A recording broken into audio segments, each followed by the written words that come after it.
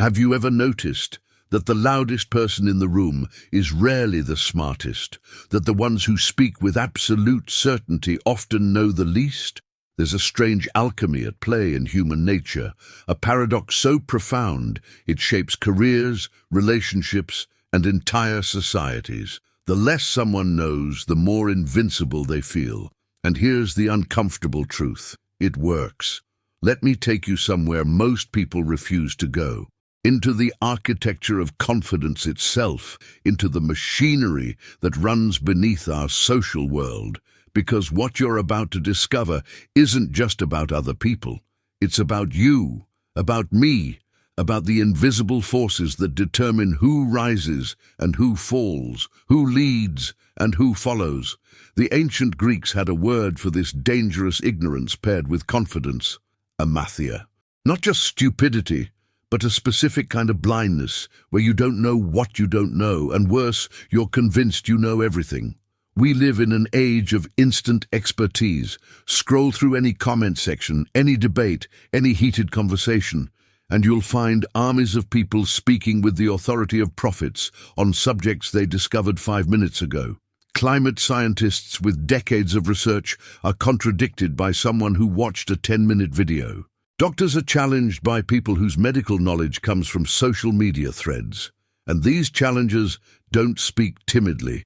They speak with fire, with absolute conviction, with a confidence that makes you question your own expertise. This isn't an accident. This is a feature of human psychology so fundamental that it has shaped the course of history. The phenomenon has a name now. We call it the Dunning-Kruger Effect, named after the psychologists who mapped this territory. But naming it doesn't diminish its power. Here's what they discovered: competence is a double-edged sword.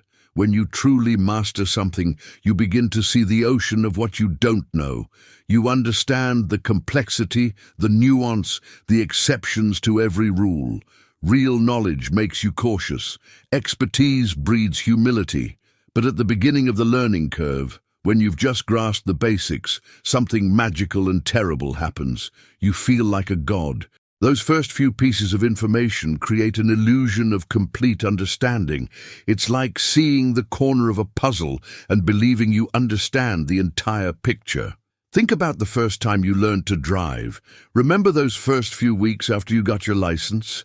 You probably felt like a racing champion, invincible on the road. Then years pass, and if you truly pay attention, you realize how much you didn't know, how many close calls you had, how much luck played a role in your survival. The confident teenager becomes the cautious adult, not because they got worse at driving, but because they finally understood what driving actually entails. But here's where it gets interesting.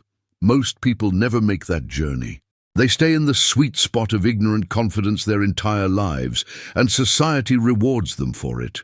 Why does this work? Why does confidence, even baseless confidence, seem to open doors that competence cannot? The answer lies in how humans make decisions. We're not rational creatures pretending to be emotional. We're emotional creatures pretending to be rational. When faced with uncertainty, we don't carefully weigh evidence. We look for signals of certainty in others. Confidence is the ultimate signal. It bypasses our analytical mind and speaks directly to our primal brain. A confident person makes us feel safe. They seem to know the way through the darkness, even if they're walking blindly off a cliff. I want you to think about every job interview you've witnessed or participated in. Who gets hired? Often it's not the most qualified candidate. It's the one who can sell themselves with unwavering confidence, who can make their limited experience sound like comprehensive mastery. The person who says, "I don't know, but I'm eager to learn," sounds weak compared to the person who says, "Absolutely, I can do that," even when they can't. We've built entire industries around this dynamic. Self-help gurus with no credentials sell millions of books. Politicians with no understanding of economics shape fiscal policy. Influencers with no expertise influence millions. and they all share one superpower: unshakable, shameless confidence. But let's go deeper, because there's something you need to understand about yourself. You're not immune to this. None of us are. We all have domains where we're the confident fool, where we speak with authority on subjects we barely grasp. The question isn't whether you do this. The question is, can you see it? Can you catch yourself in the act? This is where the real transformation begins, in the uncomfortable space of self-awareness. If this idea is already resonating with you, if you're starting to see the patterns in your own life and the lives around you, then stay with me. Subscribe to this journey, because what comes next will change how you see every interaction, every decision, every moment of doubt or certainty you experience. There's a tragedy hidden in this pattern, a human cost we rarely acknowledge. Think about all the truly brilliant minds who stayed silent because they understood too much. The expert who sees 10 sides to every argument while the fool sees only one. In meetings, it's the fool who speaks first, who dominates the conversation, who walks away thinking they won. The expert sits quietly, paralyzed by awareness, by the weight of nuance, by the fear of being wrong. And in that silence, opportunities die. Ideas go unheard. Truth gets buried under the avalanche of confident nonsense. I've seen this pattern destroy relationships. One partner speaks with absolute certainty about what the other person thinks, feels, needs. They've decided they understand their lover completely after reading one psychology article or talking to one friend. Meanwhile, the other partner, who has spent years in self-reflection, who understands the complexity of their own mind, tries to explain the nuances and is dismissed as being defensive or complicated. The confident one wins the argument, but loses the truth. The relationship crumbles not from lack of love, but from one person's inability to see what they don't know. Here's what philosophy teaches us about this. Socrates, the wisest man in ancient Athens according to the oracle, claimed his wisdom came from one thing alone. He knew that he knew nothing. This wasn't false modesty. It was profound understanding. He had walked far enough down the path of knowledge to see that it never ends, that every answer spawns 10 new questions, that certainty is the death of wisdom. But look at who killed Socrates. The confident citizens of Athens, absolutely certain that he was corrupting their youth, absolutely convinced they were right. They didn't doubt. They didn't question. They acted with the full force of ignorant confidence, and they murdered the wisest man among them. This is the secret that changes everything. Confidence and competence exist on separate axes. You can have one without the other. And here's the part that society doesn't want you to know. You can cultivate confidence independently of competence. This is why it works.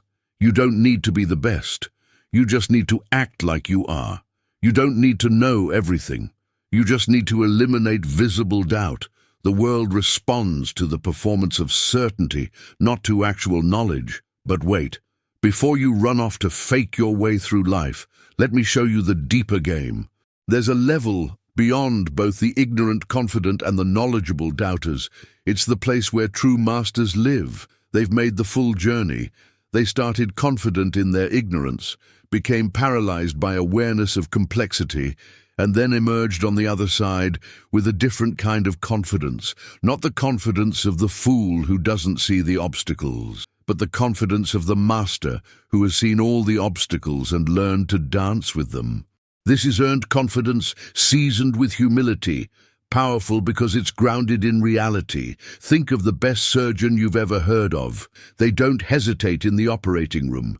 They move with confidence, with certainty, with decisive action. But ask them about a complex case, and they'll tell you about the uncertainty, the judgment calls, the luck involved. They're simultaneously confident and humble because they've transcended the false binary.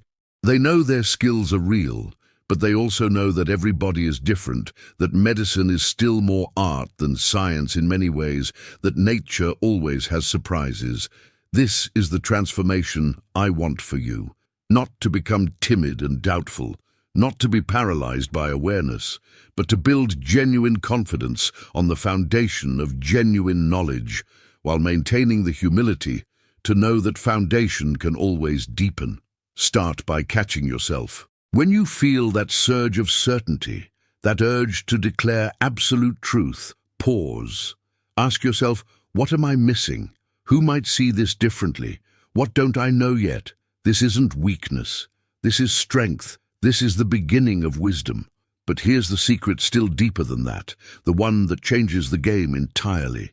You can use the world's preference for confidence as a tool while maintaining internal honesty. Learn to speak with conviction about what you actually know, while internally maintaining awareness of what you don't.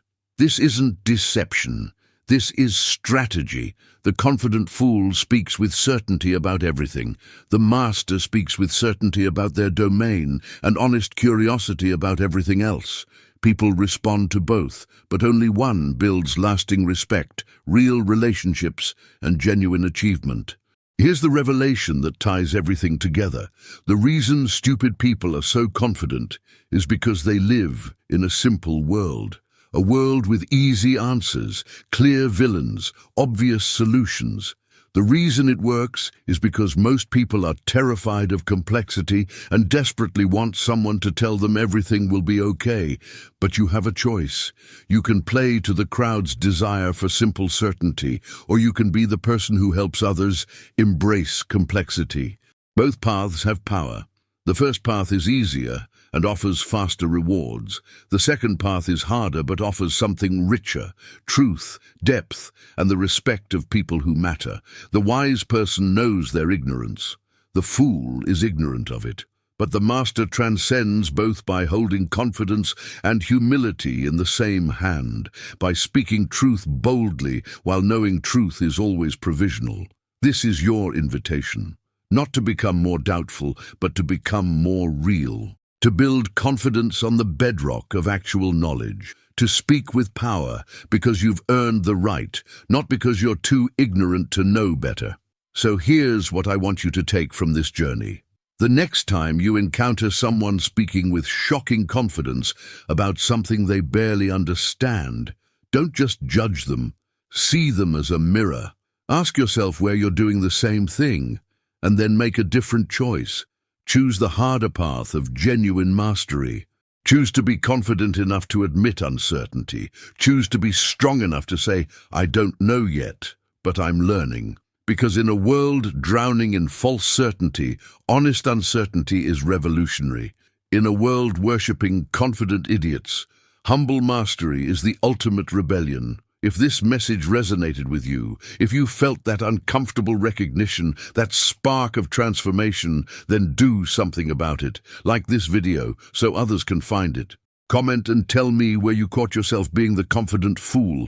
Subscribe because this journey of radical honesty and deep wisdom is just beginning.